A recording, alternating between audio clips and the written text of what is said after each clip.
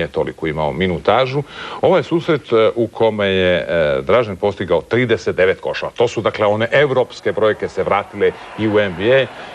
Sjajne njegove partije, puno volje, želje, htjenja, atrakcija, pravi Dražen u momčadi 92. ali sjajnije će, još bolje će biti godinu potom u posljednjoj NBA sezoni kada su brojke te izgledalo već na 22 koša, kada je bio i treći član treće petorke NBA-a. Međutim, u ovoj sezoni prosjek mu je 20-ak pogodaka. Bio je i 11. svijet lige u posljednjoj NBA sezoni. Svi koji su bili ispred njega i neki iza njega su završili na All-Star game-u. Međutim, Draženu se to nije dogodilo. Nažalost, nikad nije odigrao taj All-Star game, iako ga je naravno pogotovo te godine zaslužio. I mislim da je tada možda te godine možda prvi puta, i to samo za jedan dan, rekao ne košarci, iako nije bio izabran kao igrač na All-Star game-u, pozvali su ga i nudili su mu da dođe puca trice. Međutim, on je rekao hvala, ali ne hvala. Ako nisam dovoljno dobar za igrat u ovoj utakmici, onda ne moram ni gađati trice. Možda da pustimo gledatelje na bagar 30 sekundi da uz ovaj ton, evo, i mladog Stojka. Boston ima, ajde sad već možemo reći, jednu dugačku tradiciju što se Hrvata tiče. Dakle, Dino Radža koji je apsolutno najveći Hrvat koji je igrao u Boston Celticsu, Stojko Vranković i sada od ove godine i Bruno Šundo koji do sad nije imao puno prilike u NBA ligi, međutim možda će ove godine dobro. Jedna mala momčad koja je u to vrijeme bio New Jersey, sjetimo se da su sada zadnjih godina došli do NBA finala. Dražen napravio taj preokret rezultatski. Čak su počeli igrati i utakmice doigravanja, 29 njegovih utakmica u doigravanju, 290 utakmica u NBA karijeri Draženova. Willis Reed je upravo ovih dana potvrdio, zapravo rekao ono što dugo nije rekao. Derek Coleman isto tako je odličan košarkaš, tada bio zvijezda New Jersey Netsa, međutim Willis Reed je rekao da je Dražen bio vođa i da je zapravo sve velike utakmice koje su igrali, Dražen ih je doveo do šanse za eventualnom pobjedom. Još uvijek se sjeća svih njegovih trica. Kaže da svaki put kad gleda utakmicu, ne samo svoje momčine, neko drugo, kad vidi otvorenu tricu koja je promašena, onda se sjeti i kaže Dražen ovo nikad ne bi fulao.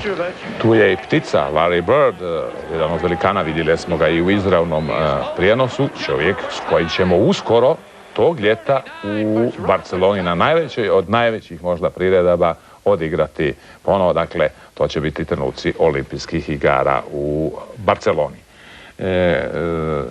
Čutura, ti naravno nisi od onih najsklonijih NBA-u, koliko si ga možda pratio ili Draženovu karijeru tih godina, znači 92. kada više niste bili zajedno? Ja moram priznati da ne previše, ako se ne varam, nije niti televizija pokrivala to nešto, naročito tako da su zapravo informacije... Osim zadnjih 25 godina. Ne, mislim sustavno, jel? Da, naravno. Informacije su zapravo dolazile na kapaljku, tako da je to bilo zapravo, i meni su ovo, ili možda prvi put da vidim ove inserte, ili jedni... Relativno smo ga malo vidjeli, a zadnjih 5-6 godina... Zanimljivo je vidjeti nekakve likove tu, i Larry Birda, i Periša, i Fox je još u dresu Bostona, sad je u Lakersima. To je prije 10 godina, 92. smo. Ali ta 92. za našu košarku je povijesna po, naravno, Barcelonskoj olimpijadi. Mali samo podsjetnik, za 62 dana Hrvatska je primljena, dakle moglo se vrlo lako dogoditi kao što se dogodilo nogometašima, rukometašima, vaterpolistima, da ih ni nema na olimpijskim igrama, dodatne kvalifikacije za zemlje bivšeg Sovjetskog saveza i bivše Jugoslavije, Zaragoza, Mursija, i eto nas na olimpijskim igrama gdje smo možda svoje finale, prije finala odigrali protiv ZND-a, pobjedivši ih pola koša i onda igrali to sjajno, briljantno finale protiv Amerikanaca. Podsjetnik.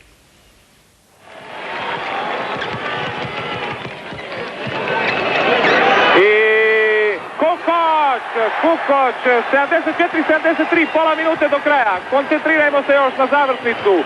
Ima još nade, pola koša za ostatka. Tihonenko. Nešto su svirali suci. Komazec u osobnu grešku.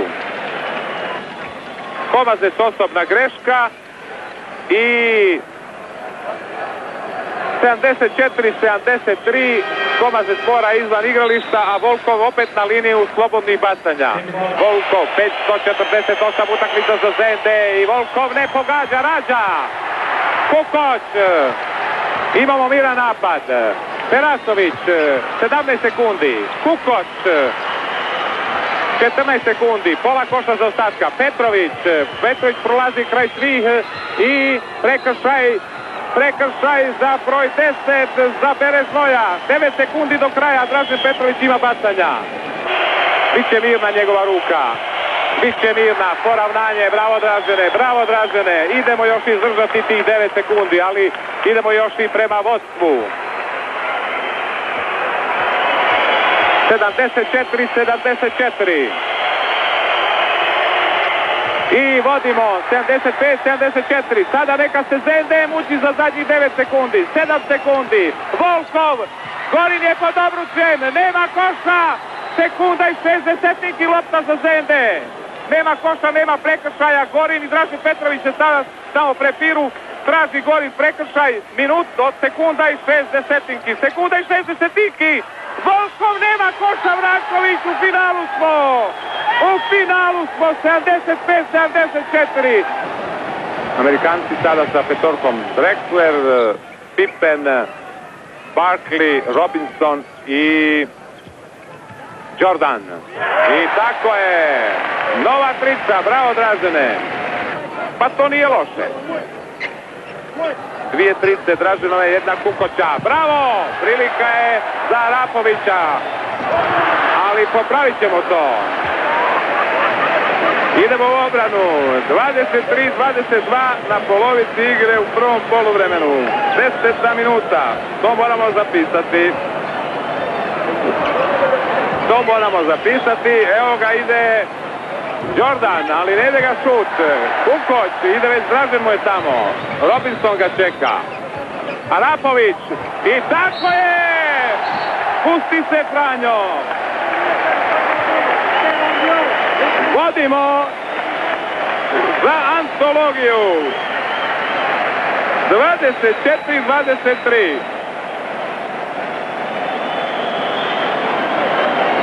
Petrović, čeka ga Bird. Dražen Petrović lako poentira. Jordan. Stojko.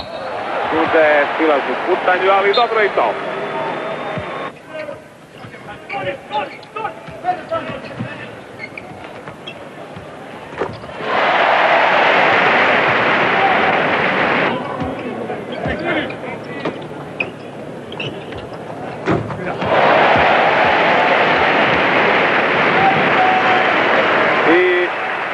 Izlazi Petrović, ušao je Gregov.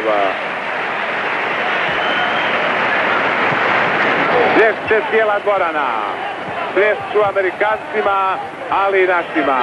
Kraj susreta. 117-85.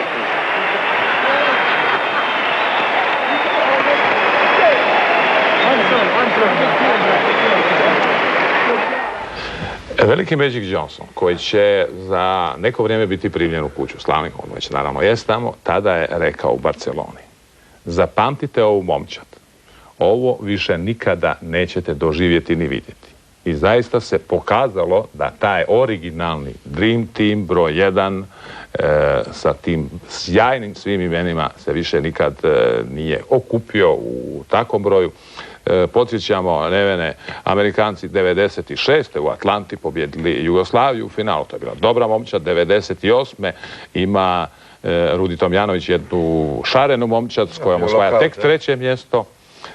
Da bi se sve to skupa urušilo ovdje u Indianapolisu prije 15 dana. 3 poraza Amerikanaca protiv Španjolaca, između ostalog na kraju za 5. mjesto. Dakle, sa NBA igračima, sa Millerom, ali urušila se jednostavno ta velika tradicija nepobjedivosti Amerikanaca koji su imali 50 pobjeda za redom. Pa moglo se to dogoditi na olimpijadi u Sidneju. Da, još i Sidnej. U polufinalu protiv Litve, mislim, ne da su živjeli opasno, nego da su Litavci pogodili neka slobodna bacanja na kraju utakmice. sigurno bi pobjedili. To daleko bolju momčad od ove koja je igrala u Indianapolisu. Daleko bolju momčad koja je bio i Carter i koja je bio Jason Kidd i koji su bili sigurno bolji košarkaši. Ono što se pokazalo je da Amerikanci, danas ako Amerikanci ne dovedu prvu ili drugu selekciju, ako idu samo malo ispod toga, onda im se može dogoditi ono što se dogodilo u Indianapolisu. A ovo, dobro si rekao na početku, mislim, pa teško je uopće zamisliti koliko će vremena proći prije nego što u istoj reprezentaciji, američkoj reprezentaciji, bude igrala 3 takva košarkaša. Izdvojio sam samo 3, Jordan, Magic i treći je bio, pomozi mi, Larry Bird. Dakle, koji već tada imao problema sa leđima, ali... Dobro, to je točno, ali takva 3 velika košarkaša, mislim, dugo će čekati dok se takva generacija opet pojavi. Vratimo se na trenutak.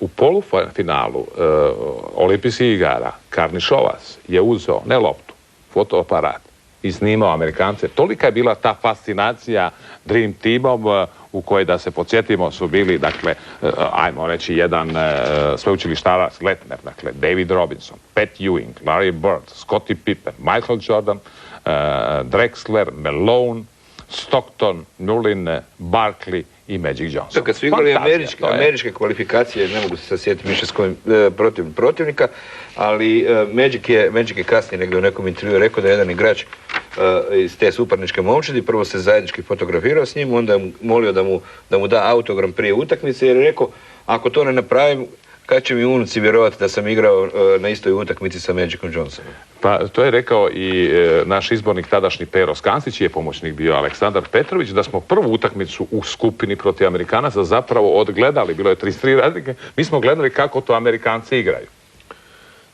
Izrekao se riječ fascinacija, to je bila definitivno opravdana fascinacija, jel?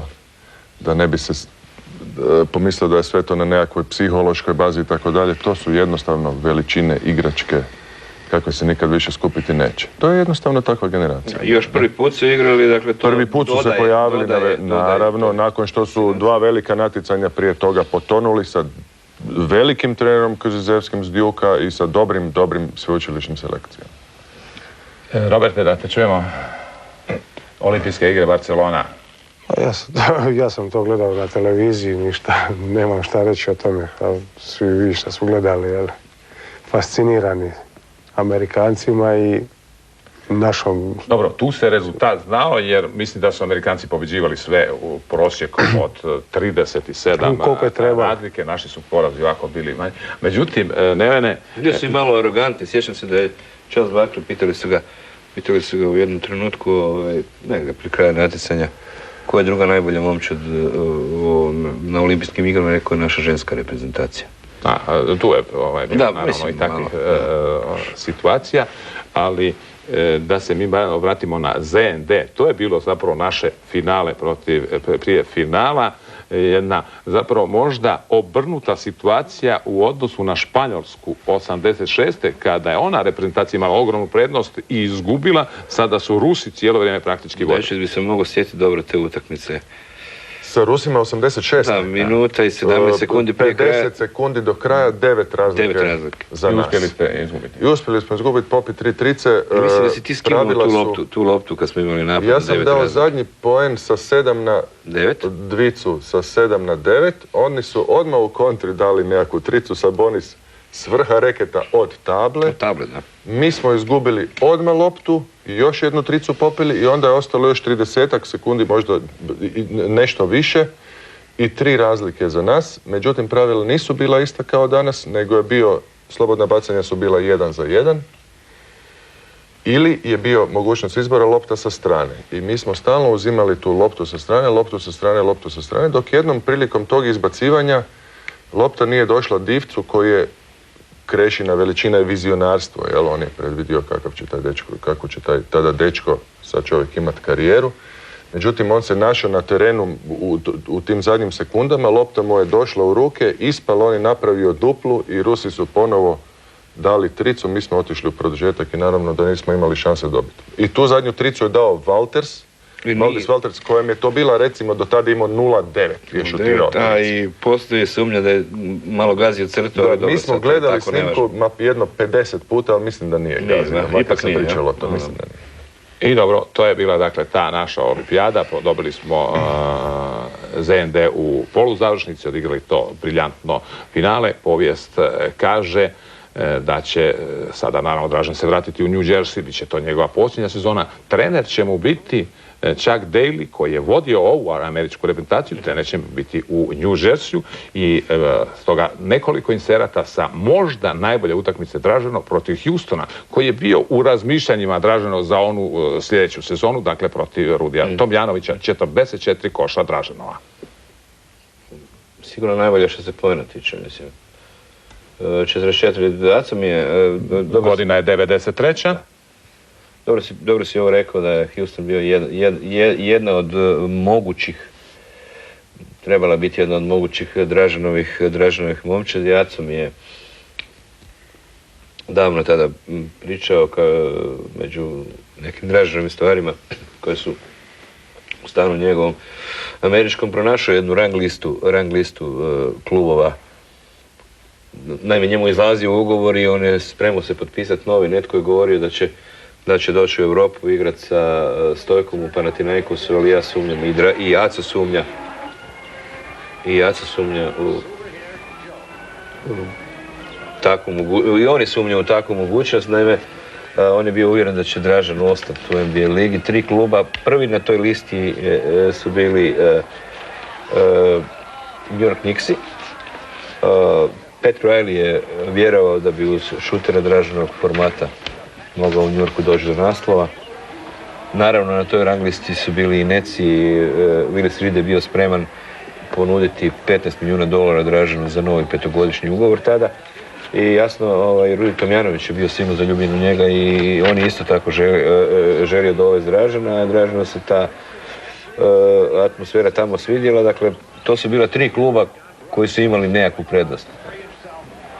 Dražen je u to vrijeme već nakon te sezone zadnje u Necima, to je već 22 pogotka u prosjeku, rekao si 11. strijelac, dakle već je otkazao praktički stan nakon ovih utakmica, došao u Europu ni slučajno ne propuštajući. Tada se dogodilo sljedeće, opet se trebalo kvalificirati za prvenstvo Europe jer nismo bili u tim ciklusima, to su bile one kvalifikacije u Vroclavu, mediteranske igre, pripremalo se za Europsko prvenstvo kojeg je bila domaćin Njemačka, ona senzacionalna pobjeda Njemaca u finalu protiv Rusa. Mi smo igrali za 3. mjesto, nažalost u međuvremenu se dogodila tragedija 7. lipnja, na dan kada mu je istekla osobna iskaznica, poginuo je u Ingolstadtu u Njemačkoj Dražen Petrović. Mi smo na utakmici protiv Houstona, brojni njegovi, rekli smo, pogoci, 44 u NBA-u je uvijek super respektabilna brojka.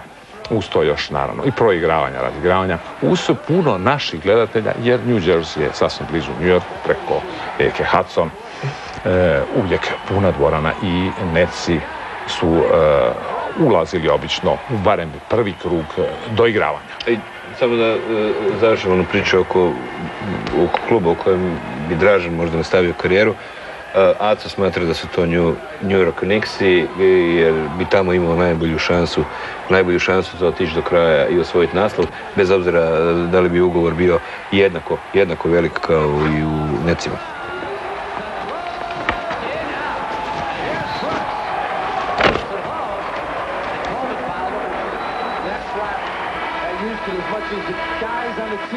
Podsjetni, kad već vidimo ovu tricu, ona šibenska vremena, nije bilo još trice, zato su bilo 2 bacanja u ogledu protiv Bosne. I eto, vidjeli smo dvoboj protiv Houstona. Kasnije u toj godini, a mi ćemo vidjeti slikovnu potvrdu, je bio oproštaj Andre Knege i zadnja utakmica Draženova u Zagrebu i dolazi ono razdoblje kojeg smo spominjali, dakle, te kvalifikacije. Dražen i slučajno, iako bismo se mogli kvalificirati vjerojatno bez njega u Poljskoj, nije želio propustiti ovo natjecanje. Mislim, ja ne znam bez obzira gdje je igrao, s kim je igrao, on je bio takav jedan profesionalac. Osim toga, mislim, Hrvatska se trebala kvalificirati za EP i to jednostavno nije dolazilo u obzir da bi on odustao od takvog natjecanja. Mislim, njegova ljubav za košarkom je bila apsolutno, ne znam, teško je to uopće ispričati, opisati i napisati. On je jednostavno bio ovisnik košarke. On se igrao košarke, ljubav. Kad kažem ljubav njegovog života, mislim da nisam pretjerao. Da čujemo u ostalom podsjećanja Andre Knege, odmah tim u vezi i Mirka Novosela o povratku, o tom ključnom trenutku, dakle kada je Dražen otišao i oprostio se od reprezentacije, želio se iskoristiti svoje slobodne dane, dakle u Frankfurtu umjesto avionom u Zagreb krenuo je automobilom. Andro Knego i Mirko Novosel. Moj oproštaj 93. koliko je bio lijep za mene i sve one ljude koji su bili u dvorani, nekoliko tjedana poslije toga bio toliko ružan za mene i za sve ljude one koji su bili u dvorani kad smo saznali i čuli vijest o smrti Dražena Petrovića. Naime, to je bila zadnja njegova utakmica u Hrvatskoj, oproštajna moja, a oproštajna i njegova za publiku Cibone i za publiku cijele Hrvatske. To Frankfurtu sam podijelio igračima boarding kartona, Dražen rekao, budući su imali 2 dana slobodno, da bi ostao do srijede i da bi praktički ostao svojim curom, da bi sve na večer došao na trening. Ja sam rekao, dobro, nema nikakvog problema što se tog tiče, ako se predomisliš, boarding karte još uvijek kod mene, ne? I rastali smo se, sam rekao, čuvaj se, vidimo se preksutra. On je otišao i mi smo čekali 45 minuta avion zbog razvoja sigurnosti, fali jedan putnik, nije htio krenuti. I eto, tog jutra nas je sve zaprepastilo, osupnula vijest da je Dražen tragično stradao u prometnoj nesreći kod Ingolštata. Čini se, čak su neki izračunali da je u to vrijeme avion iz Frankfurta bio negdje iznad tog mjesta nezgode. Ja malo prije dok smo bili izvan etera sam pitao kolege u studiju gdje ste bili, što ste radili kad ste čuli. To je jedan od onih događaja za koje se čovjek definitivno sjeća i ostaće mu u sjećanju gdje je bio, što je radio kad je čuo tu vijest. Ja sam se recimo vozio autom u Ladi sa Mari, sam bio na putu iz Tabreča u Split. I na jutarnjim vijestima sam čuo. Roberte? Kući. Neven Spahija mi javio. Tu u Zagrebu. A Šibenčani također nešto strašno što ih je pogodilo tom iznenadnom viješću. A kako ne, svi smo bili u komi. Svi su zvali Šibenika. Pitali je li moguće, šta je to? Nažalost, moguće. To je prva misao, ne možeš vjerovati. Mene ujutro rano probudio Mario Zorko, danas zamjenik glavnog urednika Sportske novosti. Inače čovjek koji je pisac knjige kojom se često služimo, o Draženu Petroviću, što je još jedan veliki nedostatak naš u publicističkom smislu. Dakle, o jednom Draženu bi 50 knjiga sasvim sigurno izdali Španjolci, Italijani, Amerikanci. Mi imamo tu jednu jedinu knjigu kolege Marija Zorka koja je usput budi rečeno, naravno rasprodan, nadamo se da će se printati novo izdanje. A ono što sad želim reći iz mog isto, ako dozvolite, osobnog kuta, jedan prilog, izravno sam ga izgovarao bez ovako kao u studiju i u dnevnik i pripremio tijekom tog dana. U tom šoku trebate naći u arhivi pola sata ili ne znam koliko je bila taj prilog o Draženu, potom sama ceremonija iz provodne. U mom novinarskom ili košarkaškom dijelu je jedan zaista najteži možda trenutak. No, dobro da vidimo i mi i podsjetimo se slikovnog dijela upravo tih tužnih događaja. Posljednji pogodak. Prva utakmica Draženova protiv Slovenaca, posljednja utakmica Draženova protiv Slovenaca u Vroclavu. I slobodnih bacanja, utakmici koju smo istina izgubili, ali nije imala posebnog značaja.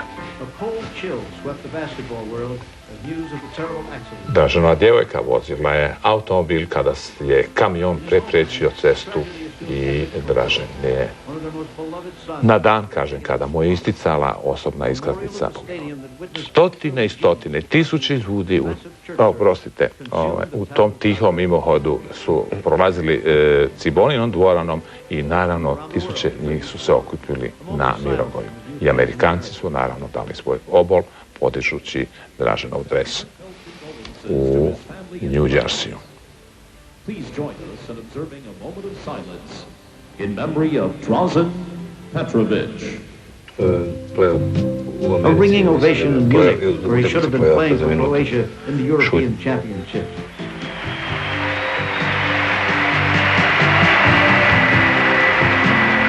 Ovo su trenuci, dakle, sa Evropskog prvenstva u Minhenu, gdje je naša reprezentacija osvojila brončane odličje, a odmah potom je na McDonald's turnirima, kojih zadnjih godina nema, ustanovljen trofej Dražena Petrovića. Drexler je, recimo, jedan od njegovih dobitnika na nadmetanju u Londonu. Michael Jordan, Clyde Drexler, mislim, nagrada koja je zapravo puno rekla o njegovoj karijeri, čovjek koji je povezao MVP nagrada McDonald's Opena, gdje su najbolji NBA momčadi ili prvaci ili ne uvijek samo prvaci igrali. To je bila uvijek ta poveznica između Europe i svijet, NBA. Južnoamerikanci su igrali na tom turniru, dakle ta nagrada, MVP nagrada Dražena Petrovića je zapravo jedna isto tako velika nagrada, čovjek koji je povezao zapravo svijet sa NBA ligom. Mislim da su Amerikanci to isto tako prepoznali i upravo zbog toga su tu nagradu i nazvali nagradu. Što se tiče naših gledatelja koji prate ovu emisiju, nemajte brige, mi brinemo o tome. Naravno da se u ovom trenutku u Springfieldu ne događa ništa što bi bilo posebno zanimljivo za nas. Program kasni u ovom američkom izdanju, treba još obaviti najveći dio nakon što je Dražen Petrović primljen. Prema tome, u onom trenutku kada se priredba u Springfieldu nastavi, naravno da ćemo se mi uključiti u izravan prijenos, apsolutno do sada, štovani gledatelji, niste ništa izgubili. Gordan Giriček odlazi u NBA. Čovjek koji nije vidio Dražena uživo. U igri, naravno. Mladi dečko, mislim, nije nemoguće, ima puno mladih koji nisu uživo vidjeli Dražena Petrovića, ali srećom, evo, imali su prilike ovih posljednjih 10-ak dana, ispravim ako sam rekao premalo ili previše, imali su priliku vidjeti jedan izbor velikih utakmica Dražena Petrovića na HTV-u i mislim da su dovoljno ja bih rekao da je bilo dovoljno i makar i jedna utakmica da bi shvatili koliko je bio veliki košarkaš. Pa vratimo se one priče Jablanove sa početka, kako se sa ogromnim zanimanjem gledala utakmica ta protiv Bosne nakon 19 godina. Ne možete vjerovati, nikog na ulici u Šibeniku nije bilo. Svi su gledali.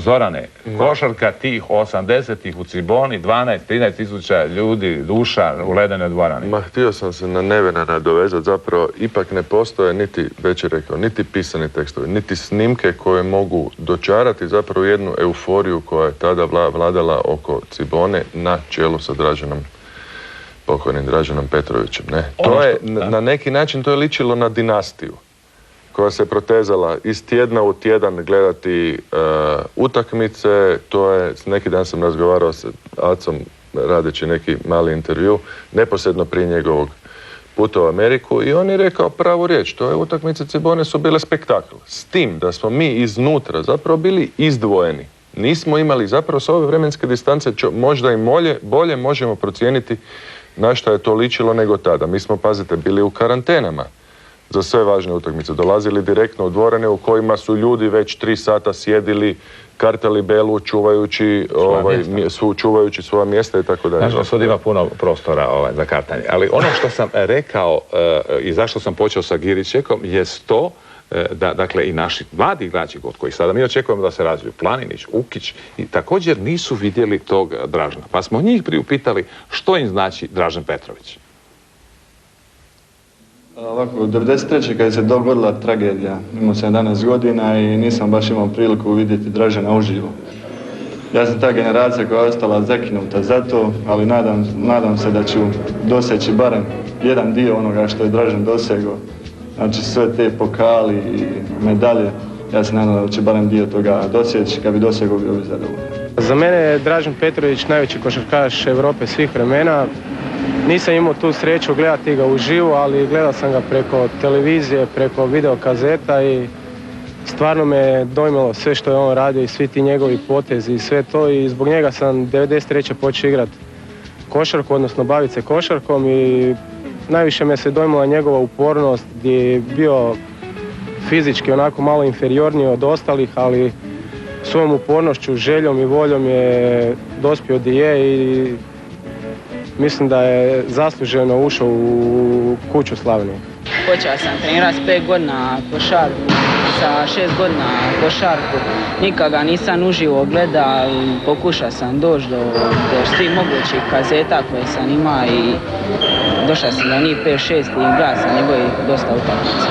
Dražen je svima nama jedna zvijezda vodilja i stvarno mi njega svi moramo poštivati, od njega se stvarno da puno toga naučiti. Ja sam mišljenja da svi ovi sadašnji NBA igrači, počevši od ove nove generacije i Stojakovića i ovoga Novickoga, pa i Bodiroge i sve to škola Dražena, i koga god njih pitate, svak će vam reći da je Dražen bio njemu glavni uzor i najveći igrač. Velikan koji puno znači za sve, posebno za hrvatsku košarku. On je početak hrvatske košarke, mislim.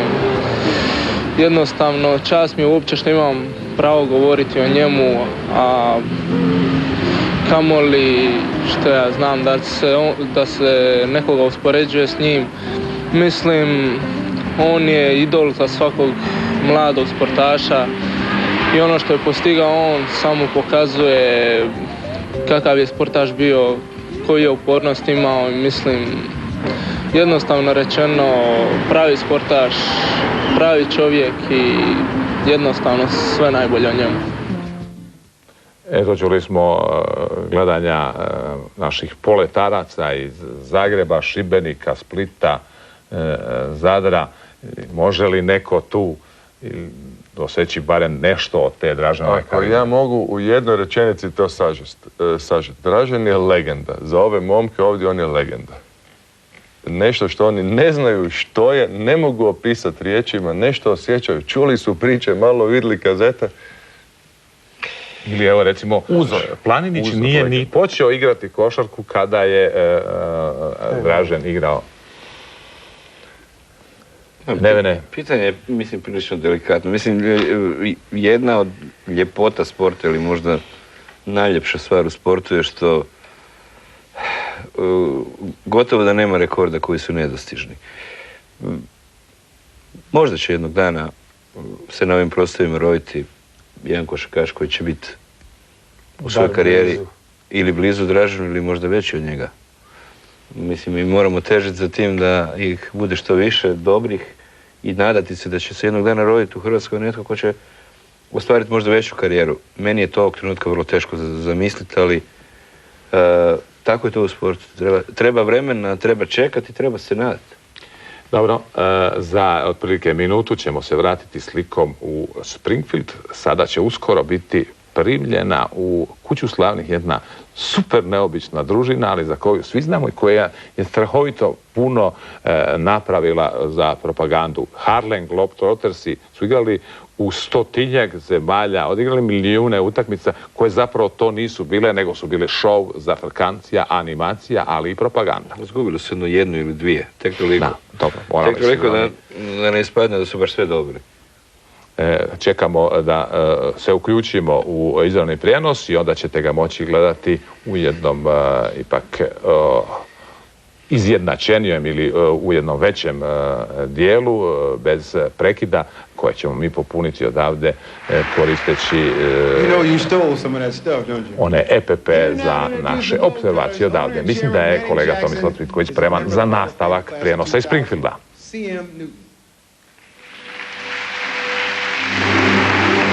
U trenutku kad će CM Newton predstaviti Harlem Globetrotterse kao član Kuće slavnih i uvesti ih u to elitno društvo, u prilici smo razgovarati s Aleksandrom Petrovićem. Evo, nakon što je Dražen kao 120. igrač ušao u Kuću slavnih i ima ekskluzivnu poziciju kao drugi Hrvati, Hrvatska zapravo jedina ima dva igrača, Krešimira Ćosića i Dražena Petrovića. Kako je bilo na pozornici? Pa, u svakom slučaju bilo je teško s obzirom na Willisove riječi najavljivanja Draženovog ulaska u Hall of Fame. Međutim, svi ovi događaje zadnje 2-3 dana sigurno da su roditelji mene emocionalno malo poremetili. Međutim, mislim da je prošlo u redu ova nominacija Draženova i da kako je Draženova bila kompletna karijera, mislim da je ovo jedna fenomenalna točka na i te njegove karijere i da je, rekao bih, mislim da smo ga dostojno zastupali roditelji i ja ovdje u Springfieldu. Jedna poveznica s Harlem Globetrottersima koji će upravo ući u Kuću slavnih, oni su na glasu kao ekipe jer mijenjali su se igrači koji su internacionalizirale igru. Dražen je išao u kontrasmjeru iz svijeta prema postojbini košarke i otvarao ta vrata, taj put. Pa da, Dražen je već od malih nogu imao jasno kamo želi doći na kraju. Na kraju je došao u taj NBA, krenuo je iz Šibenika, 4 godine Cibone, Real Madrid i rekao bih jedina stepenica na kojoj se zaustavio malo duže bila je 1,5 dana u Portlandu i nakon toga rekao bih možda najblistavijih 2,5 godine u New Jersey Netsima. I to je razlog, s obzirom da sam ja u privatnim razgovorima i sa Willisom Reedom i sa Chuck Dalyma i Netsima pogotovo zahvalio jer mislim da te 2,5 godine su zapečatile Draženovu karijeru i dale onu točku na i. Naravno, evo 10 godina kasnije, odnosno 9 godina kasnije, Dražen je primljen u Hall of Fame za jednu zaokruženu karijeru. Međutim, ako treba nešto odabrati čega se najviše sjećam, u svakom slučaju da je to bilo 92. finale protiv pravog Dream Teama kada smo u 10. minuti poveli 25-24 i kada je Chuck Daly bio primoran prvi i jedini put na tom takmičenju zatražiti timeout. Baš smo jutros bili u prilici kao i vi razgovarati s nekim od aktera tog finala, Larryem Birdom i Magicom Johnsonom i oni se zaista sjećaju, to je vrlo upečatljiv trenutak i u njihovim karijerama kad su gubili.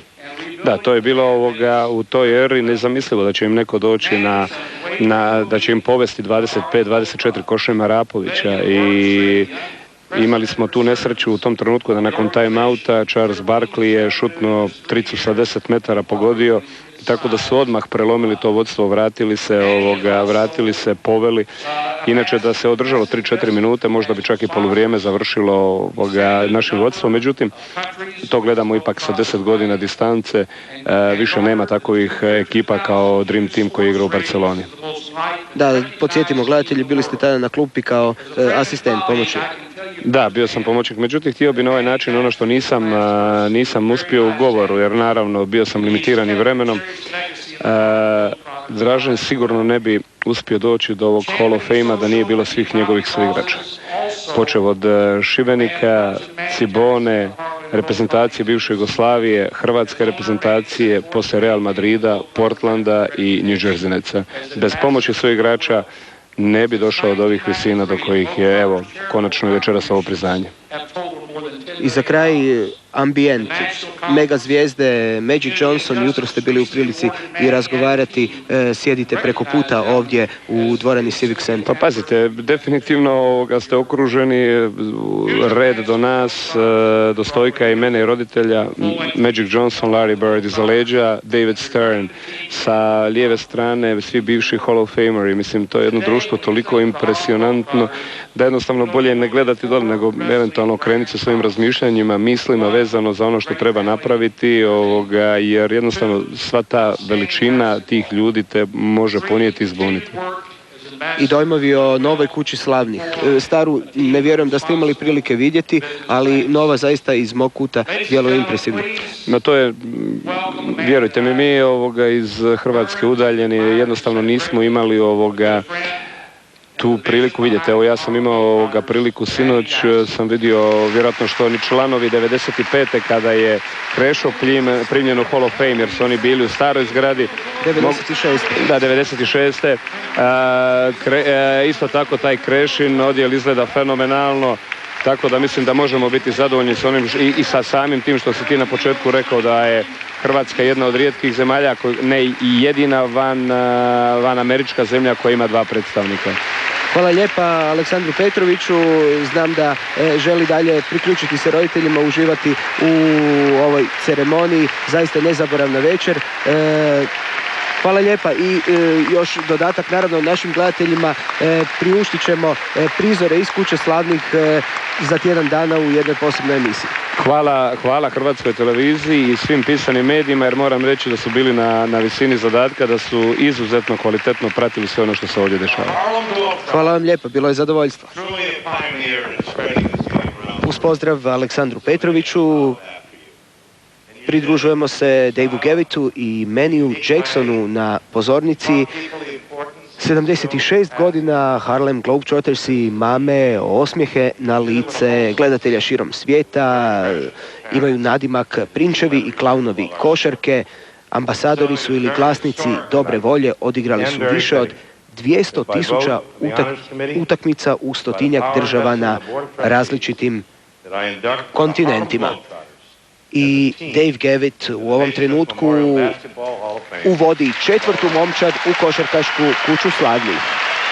Sa svim pravima i privilegijama Harlem Globetrottersi priključuju se originalnoj momčadi, dakle prvoj momčadi koja je igrala, zatim Boston Celticsima iz 59. iz najslavnije ere i momčadi Renaissance. Manny Jackson vlasnik je kluba od 93. Prvi je crnoputi vlasnik jednog profesionalnog kluba u Americi. Ovo je nešto posebno. Želio bih uzeti minutu i zahvaliti posebnim ljudima. Chris Klauser, predsjednik Burger Kinga, pomogao mi je isplatiti prve plaće Harlem Globetrottersima kad sam preuzeo klub. Poseban je prijatelj. CM Newton has taken a lot of guff because they couldn't figure why CM was selected to introduce the Harlem Globetrotters. CM Newton izabran je da nas uvede i mnogi su se pitali zašto. On je bio inspiracija mnogo godina. Ovaj čovjek utire put. Inače, on je prihvaćen u Kuću slavnih kao član, kao čovjek koji je doprinio igri 2000. prije 2 godine. I svima koji misle suprotno, ja moram reći, meni se sviđa. Stajati ovdje pred vama We played in junior high school together. We went through first and second grade together. Zajedno smo bili u školi, zajedno smo brali pamuk, kroz sve smo prošli, sve smo sanjali isto, sve što je bilo moguće zamisliti. Igrali smo u koledžu, igrali smo u Globetrottersima i njegova me majka odgojila. Guverneru, hvala vam što ste ovdje.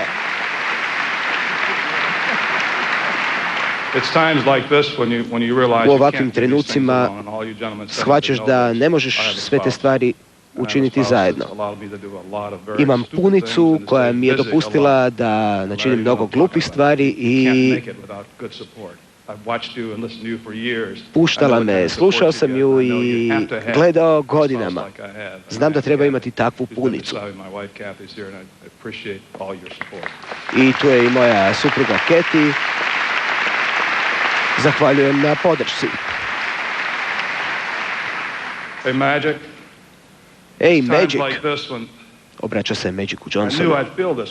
Znao sam da će biti trenutaka kad ću se ovako osjećati, ali nisam znao što učiniti. Ima trenutaka kad poželiš biti Martin Luther King ili JFK, Kennedy, kad možeš reći nešto što će citirati history, kad ćeš utjecati na and povijest. the impact this organization, the Harlem Globetrotters, have had over the years. I just can't do it. Ali ja to ne mogu jer Harlem Globetrottersi ostavili su takav trag. Oni su naprijedili košarkašku igru i percepciju demokracije kroz svoj stil i svoj smisao za humor. Imao sam čudno otkriće prije nekoliko godina. Mnogi mladi igrači u Harlemu, a neki su i ovdje, vjeruju da je povijesna povezanost afričkih Amerikanaca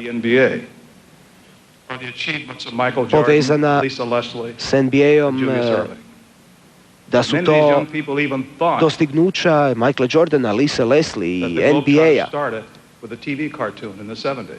Mnogi čak misle da su Globetrottersi počeli 70-ih sa televizijskim crtićem, Scooby-Doobićima, ali sve je to krivo, naravno. I mnogi nisu tada shvaćali da su Harlem Globetrottersi šampioni i pioniri košarke, jer postoje od 1927.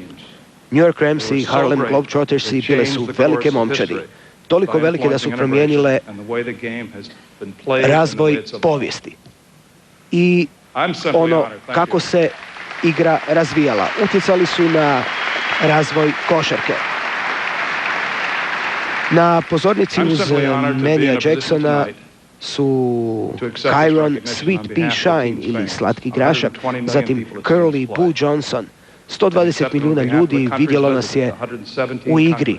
117 zemalja posjetili smo. 524 igrača u 76 godina nosilo je naš dres. Oduševljavalo publiku i putovalo uvijek s jednim ciljem. Učiniti košarku zabavnom. Biti najbolji veleposlanici ove zemlje i svojih obitelji koliko mogu biti. Ovo je veliki trenutak za Hall of Fame. Na pozornici su još Elmer Mahuna Martin ili String Bean, zatim Boom the Shot Versher, pogodak, Michael Wilding Wilson, podivljali Wilson i Clyde the Glide Sinclair, jedrilica. I Manny Jackson malo je odstupio od protokola od dogovorene minutaže, ali očito je ovo je takav trenutak i prvi puta radi se živi prijenos svečanosti ulaska u Hall of Fame, tako da će se događaju u Springfieldu očito odužiti i Eurošast. Čekaju Larry Brown i Magic Johnson.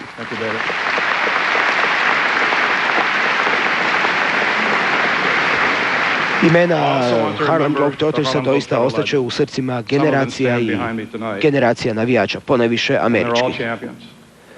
Iza mene sve su šampioni. Tex Harrison.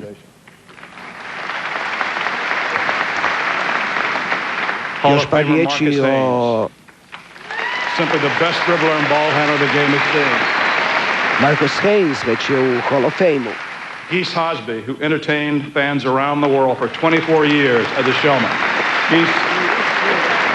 Globetrottersi u 8964 nastupa nakon 1962.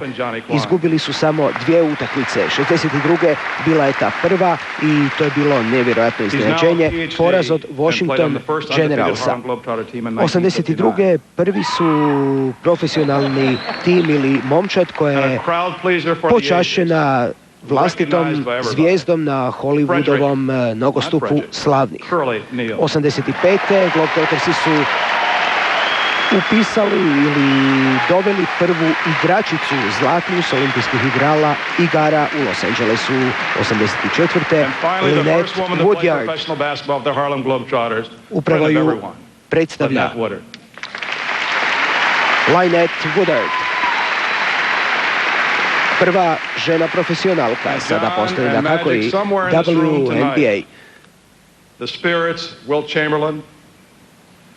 Duhovi Wilta Chamberlaina, Gusa Tatuma, Clarencea Cadea Wilsona, Pop Gates, Popa Gatesa, of Leon Hillard, Leona David, Hillarda, of Sonny Boswell, Sonja Boswella, of Duke Cumberland, Dick Duka Hudson, Cumberlanda, and recently Dicka deceased Hudsona, Willie Thomas. Somewhere their nedavno spirits are with us preminulog tonight, along with Sonja scores of other Thomasa. legends and greats Njihove who were part of the Harlem Globetrotters. duše su s nama i sa svim velikanima koji su bili dio Harlem Globetrottersa.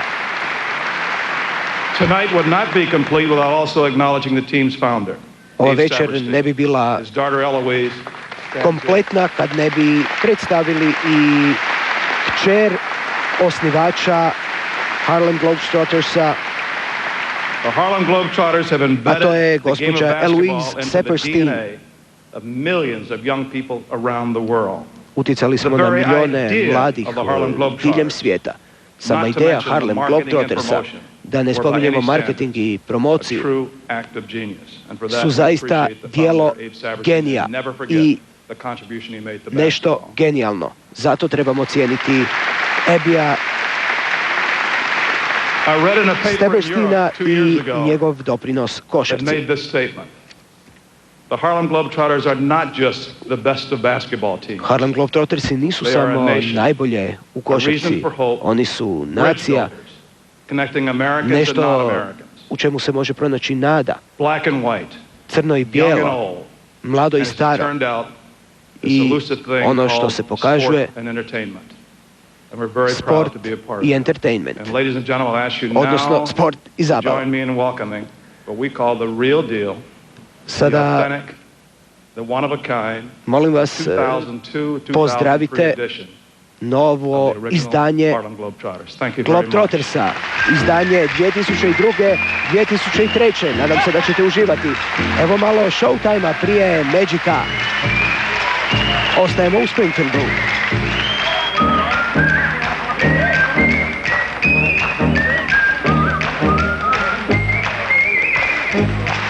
Vjerojatno ćete primijetiti i hrvatsku zastavu u pozadini velike pozornice. To je još jedan znak pažnje prema Draženu Petroviću.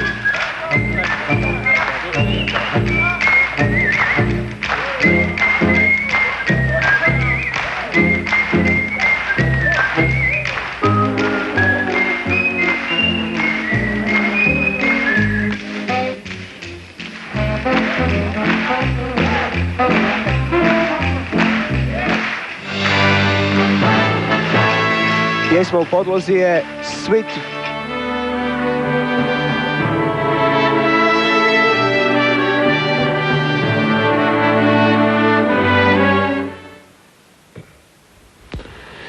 Malo su se zaigrali Harlemovci, skoro cijelu jednu utakmicu. Propao je kompletan američki sistem točnosti, preciznosti i to će trajati, ali dobro da sada mi ne trajamo.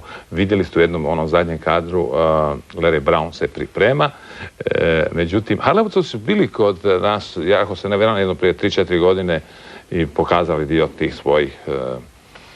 Da, bili su prije 3-4 godine, mislim da su prije, ne znam, možda 30 godina gostovali u nekim gradovima bivše Jugoslavije, čini mi se da sam u pravu kad to kažem. To je jedna ovako fascinantna košarka za sve nas kad smo bili mladi, jer onda obično je išla priča kad nije bilo televizije i kad nisi mogu baš dokazati ono sa snimkom šta se stvarno dogodilo, pa je onda bila priča ima jedna momčad, to su Harlem Globetrottersi koji pobjeđuju sve svoje protivnike, obično su se to zvali Washington Generals. Naravno da su ih pobjeđivali i radili klaune od njih, ali uz priču oni jednostavno nikad ne promašuju. Ima jedan čovjek koga smo ti i ja osobno spomenuli 100 puta, zove se Rick Adelman. A ima još jedan kojeg smo možda malo manje, ali se isto puno puta spomenuli. Ući će u Hall of Fame, dakle nekadašnji Kukočev trener Larry Brown, koji je doveo Filadelfiju do finala, koji je napravio onaj jedan čuveni trade. On će dobiti sljedeću nagradu. Da, mislim, bez obzira što smo od njega radili u prenosima, mislim da je ta nagrada, mislim da je apsolutno mu pripada, nego mislim to je stvarno Dobro, čovjek koji je ostvario 700 NBA pobjeda, koji je bio u finalu sa Lakersima, koji je 30 godina u košarci sa mnogim NBA momčadima, zaista je karizmatska osoba. Znači bio je respektabilan košarkaš, 64. godine bio u reprezentaciji SAD-a koja su ula zlatnu medalju na olimpijskim igrama u Tokiju. Kansas je doveo do naslova sveučilišnog prvaka SAD-a, dakle mislim to su sve argumenti koje je nemoguće osporiti, jasno. I ta jedna karijera, on je bio trener i u ABA-u, i u NBA-u, i u CBA-u, on je zapravo, ako se ne varam, on je u karijeri dobio nekih 1280 utakmica ukupno. Ova moja ruka u kadru koja se pojavila još jednom je znak da se vraćamo u Springfield.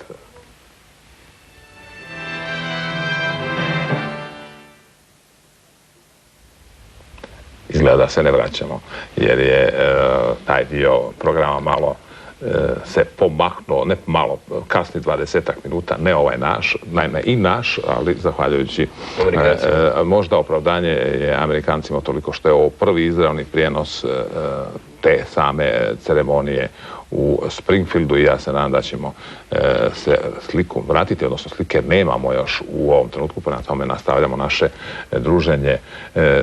Imam dojam da smo sada počeli igrati u dvojcima, kolega Neven i ja, a ovaj dio... Da se nastavimo na Larry Browna malo. Da. Ma koliko mi možemo emotivno u negativnom smislu gledati na njegov ulogu u Kukočevom tradu u Atlantu i našu nekakvu želju da Kukoč sa Filadelfijom dođe što dalje, na kraju krajeva su to bez njega i ostvarili, odigrali NBA finale, izgubili od Lakersa. U zadnje vrijeme malo sa Dankom komuniciram više i učestali obzir Danko Cvetićanin koji je scout Filadelfije, pa sam ga pitao je li jedan dio tih svih procesa u NBA i meni zapravo nepoznat. Pa sam ga pitao što se događa zapravo tamo. Kod tih trejdova, zašto, čime su oni uzrokovani, kakve su želje, je li Filadelfija bila zadovoljna dolaskom u finale. On je rekao da je to samo posao, da nikakvih apsolutno tu emocija nema. I kad dođe do toga, Amerikanci nemaju nijakvih ostataka ako treba nekog zamijeniti. On je to argumentirao na sljedeći način, vrlo jednostavno i plastično. Oni su znali u tom tradu sa Kukem je otišao i Theo Ratliff. Oni su za njega znali da nema šanse da odigra dugo vremena niti jednu utakmicu za Atlantu, što Atlanta vjerojatno nije znala, ali ovi su ga pod navodnicima uvalili. I niko se nema pravo ljutiti na takav trade, niti ga ikada kasnije spominjati i tako dalje. Tako da je Kuki zapravo otišao u tom paketu. Idemo sada, dobili smo sliku, idemo u Springfield, dakle, nastavlja se ceremonija proglašenja, odnosno ulaska u Hall of Fame.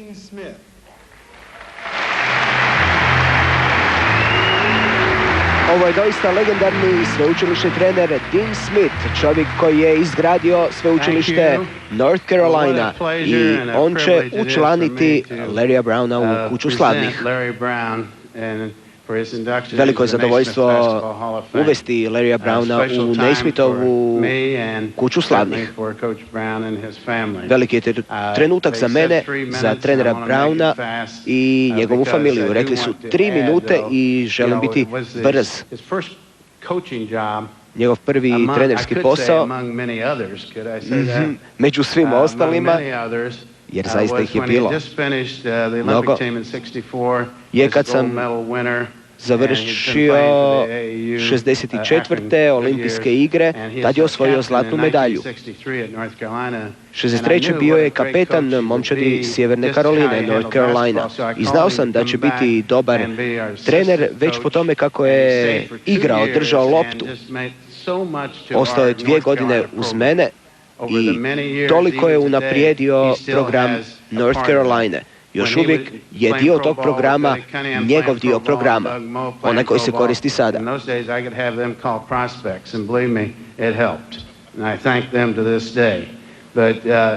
2 godine poslije otišao je odigrati u ABA ligu, tadašnji pandan NBA ligi.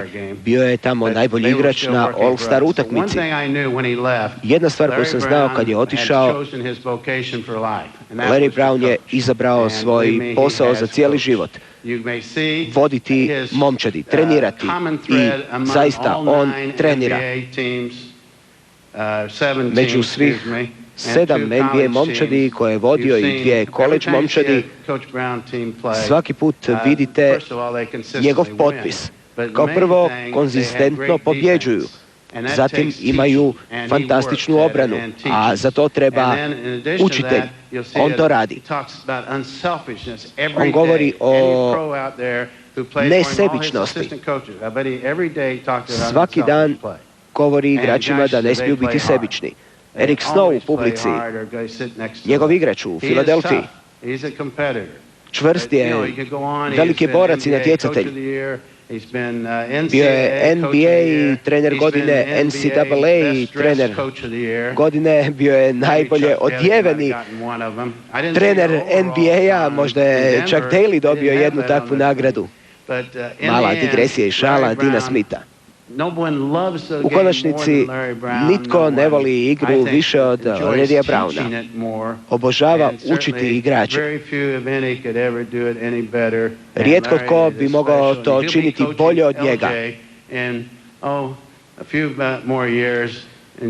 Vodit će i trenirati LJ-a, svog sina, najmlađeg. LJ, slušaj što ti tata kaže. Dakle, i edukativnih momenata, dirljivih u svakom slučaju, ima ova priredba 2002. ulaska u kuću slavnih. Larrya na podi prati njegova obitelj. I Magic Johnson i cijeli Springfield Civic Center na nogama. Amerikanci to zovu standing ovation za trenera Browna. Ono što se mora reći da je Larry Brown mnogo puta mijenjao klupe i nikad nije bilo lako predvidjeti kad će ponovno dignuti sidro. Iza njega su ostale često pobjede ili momčadi s mentalitetom pobjednika. U profesionalnim ligama u klubu je elitnih trenera s više od 1000 dobivenih utakmica i jedini je trener koji je 6 različitih klubova odveo u doigravanje. Ponovno klasični tekst za ulazak na temelju glasova odbora časti i na osnovu snage koja leži u odboru povjerenja. Čast mi je učlaniti Larrya Browna kao trenera u košarkašku kuću slavnih, sagrađenu u spomen Jamesa Naismitha sa svim pravima i privilegijama. Brown je jedini trener koji je vodio klub u NBA, ABA i NCAA finalu. No ono što se mora istaknuti, jedino je osvojio titulu, naslov u sveučilišnoj košarci. U NBA-u Philadelphia je, sjećate se, 2001. pokleknula pred LA Lakersima 4-1. Thank you. Everybody talks about a Pat Riley, veliki supernik. Svi govore o putu. Očito gledajući ove kape, vidite koji sam put ja prošao. UCLA, zatim Jayhawks, North Carolina. Nisam nosio Carolininu kapu jer me coach Smith, trener Smith, učlanio u kuću slavnih, ali moram reći da je to bilo iznimno zadovoljstvo i čast nositi dres i znamenje North Carolina. Obraća se treneru Cheneyu. Vidim sva vaša lica i lica ljudi koji su mi pomogli da dođem do ovog mjesta. John Chaney lani je ušao u kuću slavnih. Kad sam bio klinac, brat i ja, odlazili smo u Madison Square Garden. Vikendima gledati Harlem Globetrotterse protiv College All-Star momčadi. I to mi je bio najljepši trenutak u košarci. u životu. Moj trener u srednjoj školi možda nije bio sretan što sam ja to radio dan prije utakmice, jer sam i pokupio očito neke finte, ali to je fantastičan osjećaj i zaista Harlem Globetrottersi učinili su toliko mnogo za našu igru i još to uvijek čine. Morao bih zahvaliti mnogima.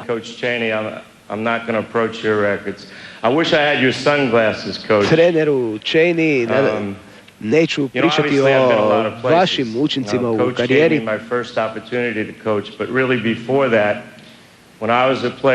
Kad sam bio igrač, John McLennan prvi mi je ponudio na Kentucky State University posao trenera. U tom trenutku mislio sam još mogu igrati i odbio sam, ali bilo je to takvo zadovoljstvo, takva čast, uzbuđenje kad mi je prišao i ponudio da mu se pridružim, jer on je učinio toliko toga za košarku. Sretan sam što je njegova supruga ovdje i što me vidio ovdje, jer oni su mi dali, pogurnuli su me na početku. Sjećam se prvog treninga na North Carolini, vodio sam studente druge godine i bio sam zapanjen jer želio sam biti fair prema jednima i prema drugima i sve kandidate sam postrojio i tjerao ih da sprintaju 2,5 sata, da rade vježbe trčanja. I onda mi je trener Smith rekao, želite li prvo dobre ili loše vijesti? On je rekao, ja sam rekao prvo, dobre, imate samo još 9 igrača. A koje su loše vijesti, 5 igrača sa stipendijama je odustalo od sveučilišta. Takav je bio moj početak. Biti trener na koledžu naučilo me kako trenirati. I vjerujem da bi se tako trebalo i sada činiti na našim sveučilištima. Dolazeći ovdje, kako ući između Globetrottersa i Magica Johnsona i Larrya Birda i dobiti tih par minuta. Ja vjerujem da treba igrati nesebično, učiniti suigrače boljima, respektirati igru. Ali moram reći da je zaista posebno biti ovdje s Magicom. I želio bi da svaki klinac zapamti i da se sjeti koliko je nesebično igrao Magic Johnson. Magic se zahvaljuje, vidi se po gestama, možemo se pročitati s usnica. Učinio si, mnogo si pomogao mnogim trenerima.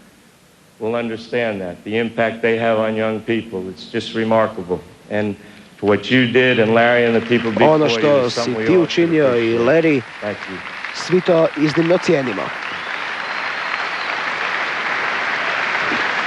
Uz Larrya Browna na pozornici Shelly Brown, žena, Madison Brown, LJ Brown, Christy Thompson, Ali Moore. Imao sam najbolju familiju, obitelj i nitko ne zna koliko se obitelj mora žrtvovati da bismo mi odradili naš posao. Vidite, imat ću još veću obitelj u vrlo bliskoj budućnosti i svima im zahvaljujem. Svim trenerima s kojima sam surađivao. Nitko nije imao bolje zaleđe nego ja. Igrao sam za Franka McGuirea, Johna McClintona, Alexa Hema i tako u nedogled, naravno, i Dina Smitha. I biti u istoj kući s njima, u kući slavnih, jednostavno je sjajno dostignuće. Bio sam na UCLA-u, J.D. Morgan me unajmio, preminuo je baš kad sam bio tamo. I zvali su me coach ili trener na UCLA-u, a ja sam osjećao da je samo jedan čovjek vrijedan da ga se zove coach UCLA-a. Izgubili smo 2 utakmice u tjedan dana, 3 za redom, a Poli nije godinama izgubio utakmicu. Izgubili smo od SC-a, South Carolina, a to godinama nismo. I nekim čudom uspjeli smo sklopiti momčad i stvari su se poklopile, mladi igrači su sazrijeli, otišli do finala i izgubili od Louisvilla u završnici. Bio sam ponosan na tu našu skupinu, na sve i jedan čovjek koji je sponzorirao i dobrotvorno davao priloge za UCLA. Pohvalio me. Imao sam prigodu trenirati mnoge velike igrače i od mnogih od njih sam naučio nešto. Neki su ovdje, neki su u Hall of Fame-u, neki gledaju izravni prijenos. Toliko ste mi pružili i bilo je zaista čast trenirati vas. I'm so proud of having the opportunity to work with you because you've made the game better, you've made me better, and hopefully you've improved our sport. And for all the players that I'm coaching now, svim igračima koji trenutačno treniram, ne mogu vam ni izraziti koliko obožavam svaki dan i uživam odlaziti na posao. Još jednom, Eric Snow. Ne znamo koliko je Allen Iverson u dobrim odnosima ovog ljeta sa coachom Brownom, s Larryem Brownom, no vidjet ćemo. Velika vijest današnjeg dana je, moramo napraviti digresiju, jer govor Larryja Browna je zaista iscrpljujuć. Michael Jordan igraće i u novoj NBA sezoni. Vjerujem da je ta vijest doprla do vas, no nije loše ponoviti je, jer to je zaista još jedna lijepa košarkaška vijest. Naša liga je mnogo bolja zbog svih stranih igrača u našoj ligi. Ovo je najjača momčadska igra na svijetu ako se igra na pravi način. To morate shvatiti. Nadam se da to svi razumiju.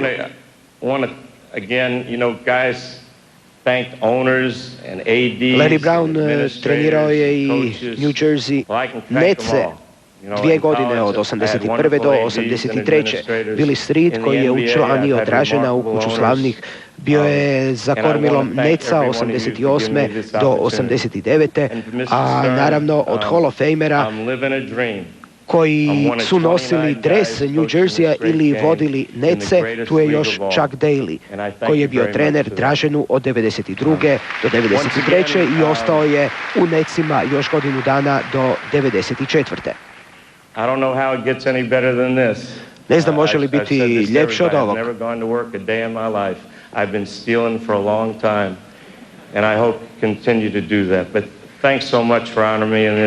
Hvala vam što ste mi odali ovakvu počast i u ime obitelji i prijatelja. Sve vas volim. Larry Brown. Još jedan standing ovation. Larry Brown.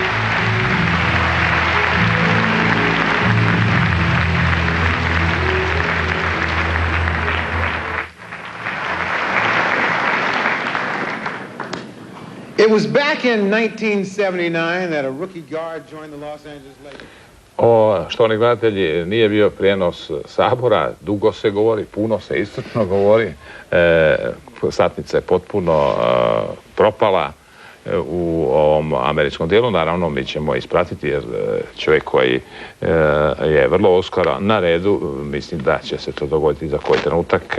Dakle, ja očekujem da ćemo se ponovno uključiti kod Tomislava Cvitkovića. Posljednji, dakle, nakon Larryja Browna je Magic Johnson, čovjek s kojim je Dražen naš igrao i to 92. između ostalog na olimpijskim igrama. Zovemo Springfield. Have had more of an impact on the game of basketball than Earvin Magic Johnson. Nitko nije utjecao na košarkašku igru više nego Earvin Magic Johnson. Magic nije samo odveo Lakers-e do vrha NBA lige, već je donio popularnost ligi. U East Lansingu u Michiganu prvi je put privukao pažnju. Bio je pravi čarobnjak, znao je u pravom trenutku, u pravo vrijeme, na pravo mjesto dodati suigraču. 75-64 pobjedio me Magic u prvom međusobnom susretu. Los Angeles Lakersi biraju Irvina Magica Johnsona, 206 cm. Magic je nakon 79. izbora ulaska u NBA donio čaroliju u NBA-u. Njegov entuzijazam uvijek je bio na 110%. Nikad nisam mogao razumjeti otkud mu toliko energije.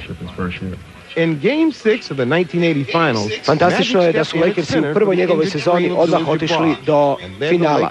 U prvoj utakmici zamijenio je u odlučujućoj utakmici finala prve godine, skupio je 42 poena, 15 skokova i 6 asistencija, mijenjavši Karima Abdul-Jabara na mjestu centra koji je bio ozlijeđen.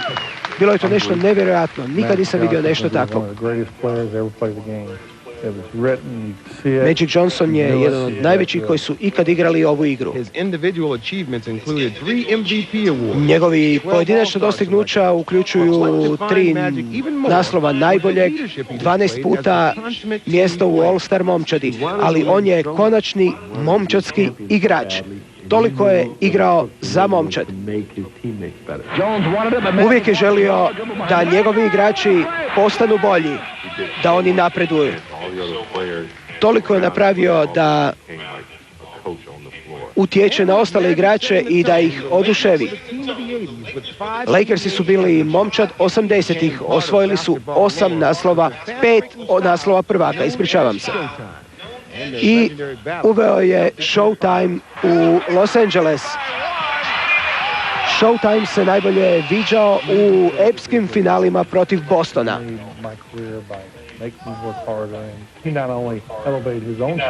Nije samo podigao nivo igre svojih igrača, već je i neizmjerno frustrirao suparnike. Još uvijek sam ljut zbog nekih igara koje smo izgubili, nekih utakmica. Alley-oop i Showtime, nevjerojatne brzine, to je bio Magic.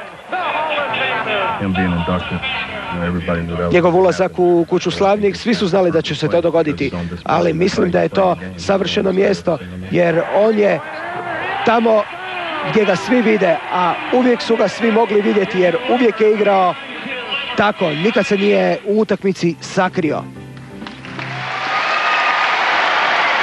Kulminacija u Springfieldu, Magic Johnson i njegova supruga Cookie, ovo je Ahmad Rashad, voditelj priredbe.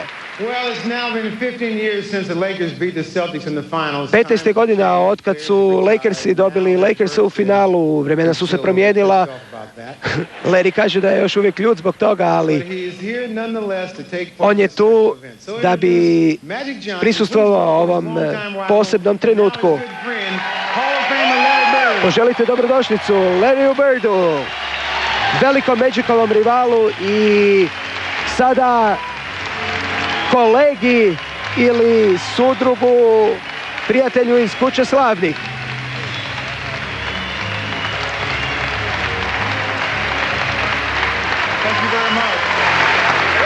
Vidjeli ste na trenutak i Billa Burtku, čovjeka koji je sugerirao da se Krešimir Ćosić draftira za LA Lakers-e, no vratimo se Larryu Birdu. Pozdravio bi sve ljude iz država Nove Engleske, New Englanda i navijače Boston Celticsa u državi. Vrijeme je da spustimo oružja. Bitka je konačno gotova i vrijeme je da se pokrenemo, da idemo dalje. Sjećam se trenutka kad smo prvi puta vidio Magica Johnsona, igrali smo na All Star sveučilišnoj momčadi. Nisam mogao vjerovati što vidim na treningu. Ja sam mislio da su drugi krivo procijenili talent, jer ni on ni ja nismo igrali. Ali spomenuo sam svom bratu, vidio sam danas najboljeg košarkaša kojeg ću ikad moći vidjeti u svom životu. Brat me pitao, pa koliko je dobar? Kaže, imam 206, dodaje kao bek normalne visine tada. Fantastično dodaje, a brat je rekao, ma nemoj. Nakon NCAA turnira, brat mi je rekao 2 godine kasnije, da, on je puno bolji od tebe. I time sam ja onda zapeo žešće, počeo sam raditi jače. Nitko nije znao da ćemo biti vezani od 79. kroz naše profesionalne karijere. Radio sam neumorno, bjesomučno, svakog dana, samo iz jednog razloga, pobijediti te proklete Lakerse. Ispričat ću vam jednu priču. Jedna utakmica, igrali smo protiv Lakersa u njihovom forumu i bili smo dovoljno sretni da pobjedimo na kraju. Imali su tunel kroz koji se izlazilo prema autobusu. Bilo je mnogo navijača okolo i kad bismo pobjeđivali u nizu, onda bismo ostali malo duže u svlačionici i slavili. Morali smo malo čekati jer navijači su nas čekali, navijači Lakersa, i gađali raznim stvarima. Bio sam vrlo skroman i gledao sam kroz prozor autobusa i vidio Magica kako ide prema autu. Bilo je mnoštvo ljudi oko njega. Mogao sam vidjeti bolnu grimasu na njegovom licu. Čovjeka koji je izgubio i njegove oči. Dok su moji suigrači razgovarali, ja sam mislio, pati dečko, pati.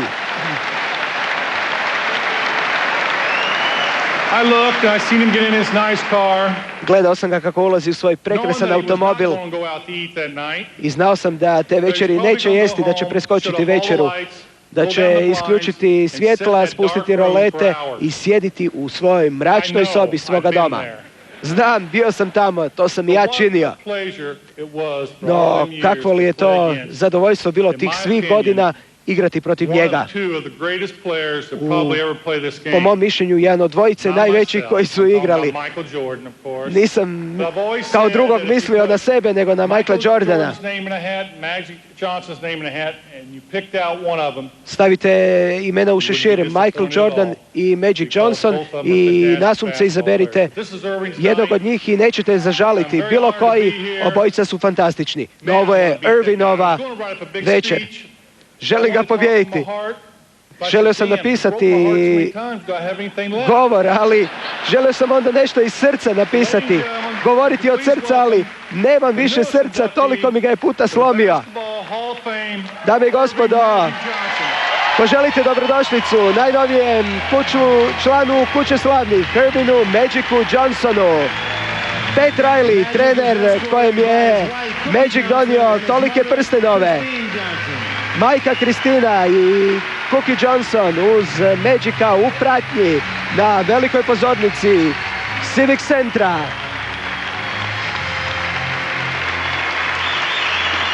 Jutros je Magic biranim riječima govorio o Draženu Petroviću, o njegovom utjecaju na otvaranje svijeta prema NBA-u, odnosno NBA-a prema svijetu. I u ovom trenutku zaista i mi moramo ustati, jer ovo je zaista dirljiv trenutak. David Stern u publici, čelni čovjek NBA lige. Pljesak ne prestaje. Dave Gavitt kaže, znam da bi ovo trebalo biti formalno, ali stajati između vas i znati što će se dogoditi, učinit ću to malo manje formalnim. Iz dubine srca moga, Irvin je Magicu Johnsonu, jednom od najvećih koji su igrali ovu utakmicu. Učinio si suigrače i suparnike boljim, poseban si i jednoglasno odbor časti i tom snagom te na temelju tih glasova i na osnovu snage čast mi je učlaniti vas kao igrača u Naismitovu kuću slavnih.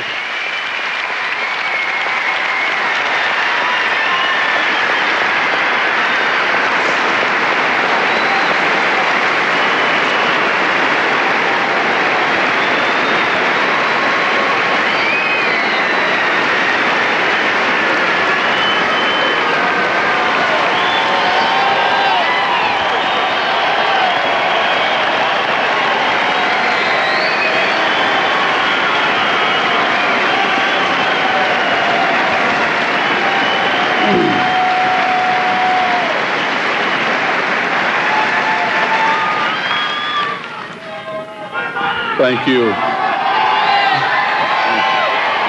Hvala vam.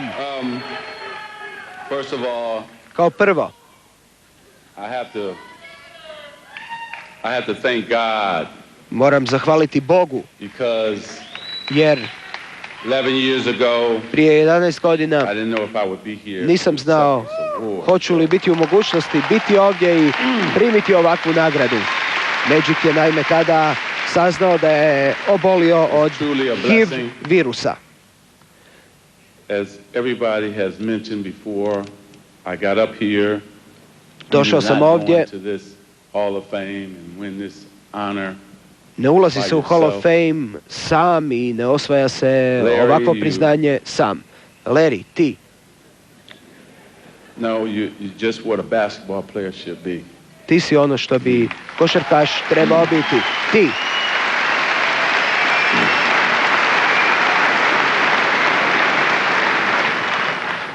The biggest reason that I'm here is because najveći razlog zašto sam ovdje je zbog tebe. Go to that gym every summer. Jer ti si me tjerao svakog ljeta pohoditi dvoranu i ostati 4, ma ne 4 nego 6 sati, jer znao sam da si i ti toliko provodio u trening dvorani.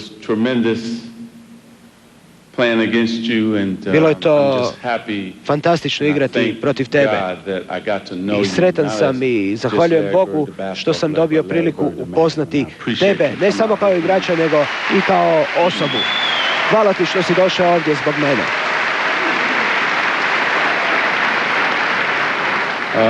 There's been a lot of people who have touched my life and made it possible for mnogi su ljudi učinili moj život drugčijim i usmjerili me prema košarkaškom terenu. Za početak zahvalio bi prijateljima koji su mi pomagali čistiti snijeg sa košarkaškog igrališta i dodavali loptu. Znam da vam možda i nije bilo drago svaki puta biti tamo, ali hvala što ste mi pružali podršku. Mr. Rosecrans, Mr. Brockhouse i Mr. Dark, moji treneri koji su me učili temeljima. Gospodin Dark mi je kao drugi otac. I zahvaljujem ženi koja je pripremala razne meksičke specijalitete za poslije treninga. Gospodin Fox vodio me na koleđu i učio me da ako učiniš suigrače boljima, ako oplemeniš njihovu igru, doći ćeš do naslova prvaka.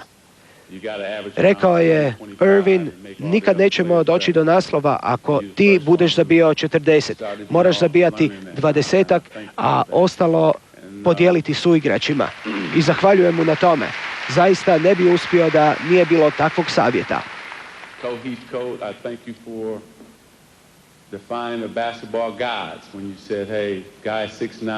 Hvala što ste uspjeli promijeniti standarde i pustili me da s tom visinom igram na poziciji playmakera. I što ste mi rekli da vježbam ako želim s određene pozicije pucati. Budite guard, a ne garbage, to je američka igra riječima, budite back, a ne smeće. Nakon toga došao je trener McKinney koji se ozlijedio u biciklističkoj nesreći. Coach Westhead, Paul Westhead i nakon toga jedan od mojih najboljih prijatelja u životu, Pat Riley, ti si poseban čovjek. I Pat kaže hvala.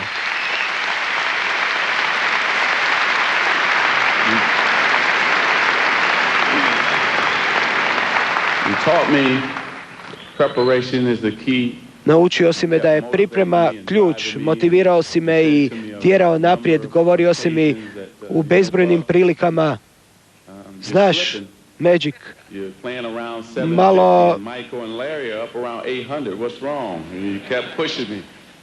malo zaostaješ za Larryjem i Michaelom.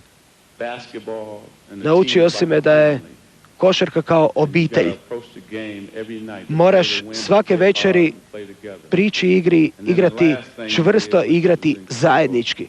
I zadnja stvar koju si učinio, nikad neću zaboraviti. 91. naučio si me što je prijatelj.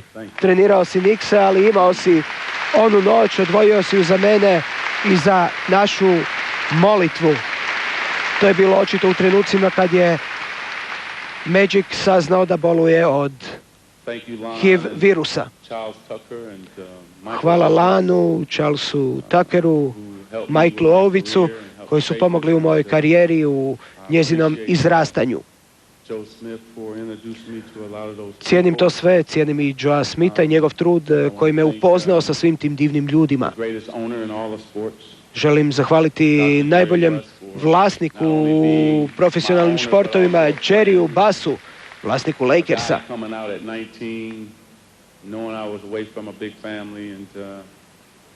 Znao je da sam daleko od obitelji kad sam došao u LA iz 19 godina i da će mi faliti obitelj, i on je bio uzor u kojeg sam se mogao ugledati. I hvala na svim igračima s kojima sam mogao igrati u dresu Lakersa, jer bez suigrača ja ne bi mogao učiniti ništa. Govorimo o Karimu, o Jamesu Wordyu, Kurtu Rambisu, Kapčeku i dvojici najboljih prijatelja na svijetu, Byronu Scottu i Michaelu Cooperu, bekovima koji su tada nastupali za Lakerse.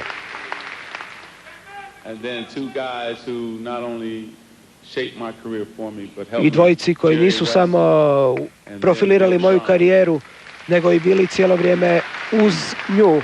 Jerry West i Bill Sharmond. Bill me naučio da je predamnom mnogo posla. Mislio sam da sam faca, novak koji je došao sa super koleđa, i nakon toga mi je Bill Sharman došao i rekao, ja sam bio dobar kad sam gađajući slobodna bacanja, i Sharman mi je ponudio da igramo jedan protiv drugoga. Gađali smo slobodna bacanja, njih 30. Pogodio sam 23 od 30. Bill Sharman pogodio je svih 30. Osjećao sam se tako malenim, nikakvim.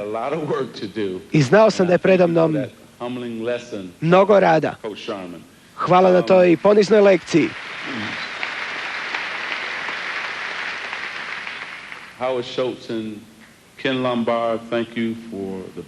Kenu Lombardu i Howardu Schultzu za biznis, zahvala.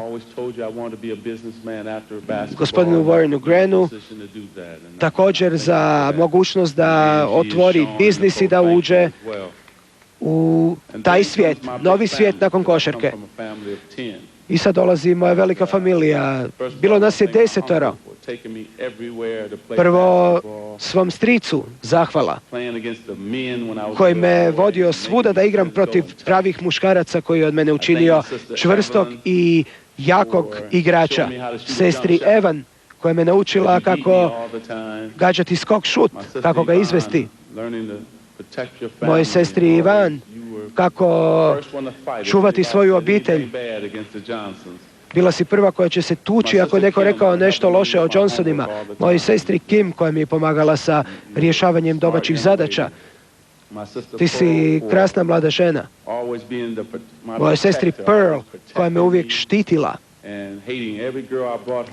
i mrzila svaku ženu koju sam doveo kući, osim one koju sam kasnije oženio. Mom bratu Larryu, koji je uvijek pomagao raditi na okretu kao Earl Monroe, jer Earl Monroe imao je fantastičan okret i fantastične finte. Moj brat u tome mi je pomagao vježbati me. Brat Quincy govorio mi je da moram biti čistog razuma i razmišljati da bi uspio. Sestra Loris uvijek je bila uz mene kao cheerleaderica, podrška. Brat Michael, koji me naučio da će čvrstoća biti ključ za uspjeh, pa me svaki dan tukao. I sestri Mary, koja je preminula, ali znam da je gore i znam da je ponosna kako samo može biti. Majko, hvala na prekrasnom osmijehu kojim si mi dala moju osobnost i oblikovala moj smiješak.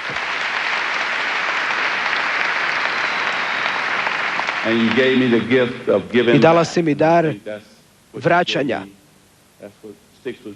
I to ostaje sa mnom i to mi najviše prijanja u srce. Davanje drugim. Ljudi mi uvijek pitao kad ću govoriti. Tko mi je uzor? Tata, ja uvijek kažem da si to ti.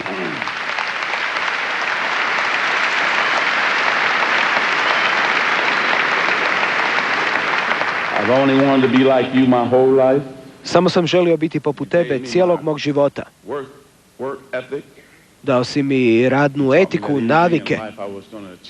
Naučio si me da moram raditi za sve što želim, do čega želim doći u životu i zahvaljujem na tome. Moje 3 djece, moj sin Andre, svaki si me dan učinio ponosnim. Zaposlio si se, najbolji si sin kojeg možeš imati. I Lisi i EJ-u, klincima, svaki dan navlačite osmijeh na moje lice i svaku večer odlazim sretan spavati. I jedini ste razlozi, jedini razlog zbog kojeg živim 11 godina nakon saznanja o bolesti, dušo, radi tebe. Obratio se supruzi Cookie Johnson.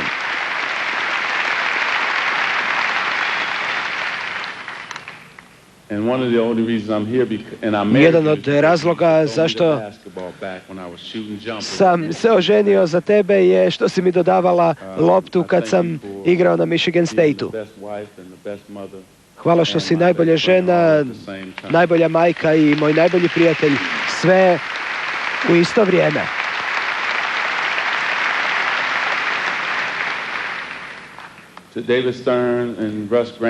Davidu Sternu i Russu Granicku, čelnim ljudima NBA-a.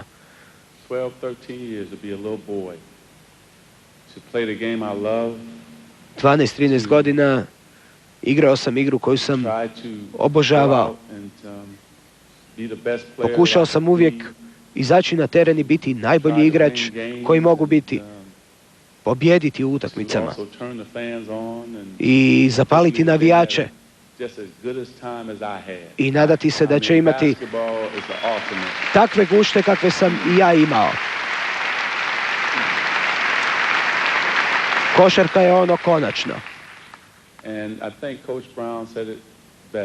Mislim da je trener Brown to najbolje rekao. Ova igra je velika, sjajna i svi je moramo igrati na način na koji se treba igrati. Mladima, razmislite, naučite kako igrati. Moramo se vratiti osnovama košarke. S time, Larry, vidjet ćemo se ponovo. Čekam da ti se leđa malo oporave. Zapravo čekao sam svo ovo vrijeme. Jer imao bi izliku kad bi te izazvao u garaži ili u parku. Gledam tvoj ten. Čini mi se da si spreman. Možemo igrati mlin. Možemo igrati čovječe ne ljuti se ili bilo šta. I have to go first because if you go first, I know it's over for me. I ja moram početi, ja moram dobiti prvu loptu jer ako ti startaš, izgubit ću. Hvala vam na ovoj prekrasnoj nagradi.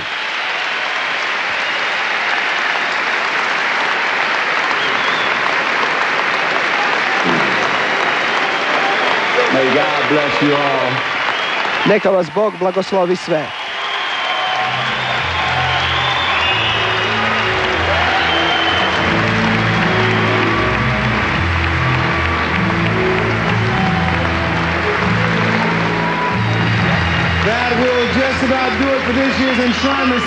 To će biti to, konstatira Ahmad Rashad.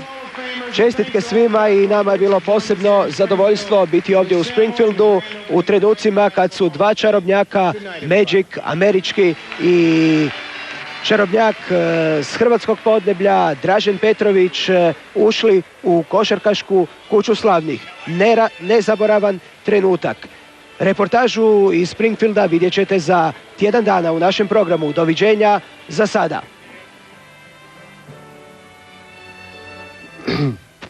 Hvala lijepo Tomislavu Svitkoviću na ovom izravnom prijenosu koji se istina Bog odužio skoro pola sata iznad onoga vremena kojeg smo predvidjeli. Još samo da podupremo ove riječi koje je rekao. Dakle, ekipa Hrvatske televizije naravno uz našeg reportera u Springfieldu priprema za sljedeći petak posebnu reportažu, tako da ćemo još jednom vidjeti pozadinski dio događanja. Ja bih se htio zahvaliti našim gostima, ali završilo je Magicom. Mali povratak za nas tako drag trenutak, na trenutak kada je Dražen primljen. Izvoli. Evo ja ću, pošto sam iz šibenskih dana, prvih dana, htio bih još jednom naglasiti da sam izuzetno ponosan i sretan što sam bio dio jedne tako velike i uspješne karijere kao njegov suigrač, kažem, iz tih njegovih prvih i najslavnijih šibenskih dana. I hvala vam što ste me poznali u ovu emisiju da sudjelujem u njoj i promociji njegovoj u primanju kuću slavnih. Bilo nam je zadovoljstvo da čujemo Zorana Čuturu. Istovremeno ponos i tuga, ponovo povratak na ona... To su te dvije nekako emocije koje se nekako ocrtava, da, isprepliču se i to je cijela ova večer ili cijela noć zapravo je prošla. U znaku te dvije emocije. Evo još jednom nam je oslikao jednu grandioznu karijeru.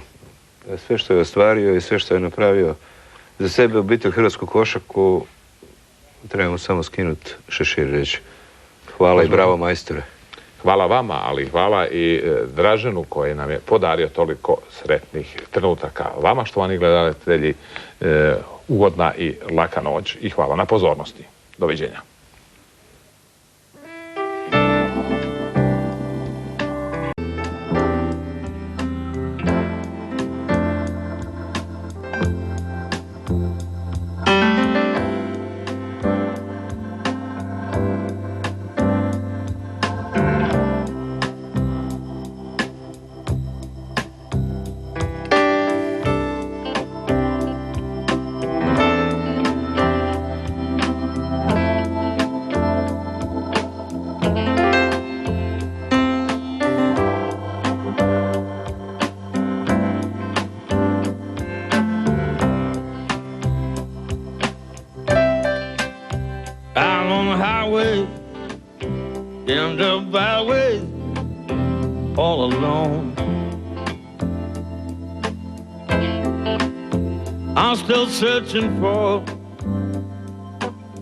Searching for my home.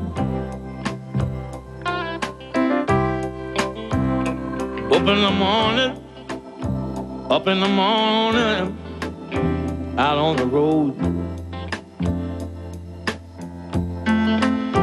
Yeah, my head is aching, yeah, my hands are cold. And I'm looking for the silver lining in the clouds. Yet I'm searching for and I'm searching for the philosopher's stone.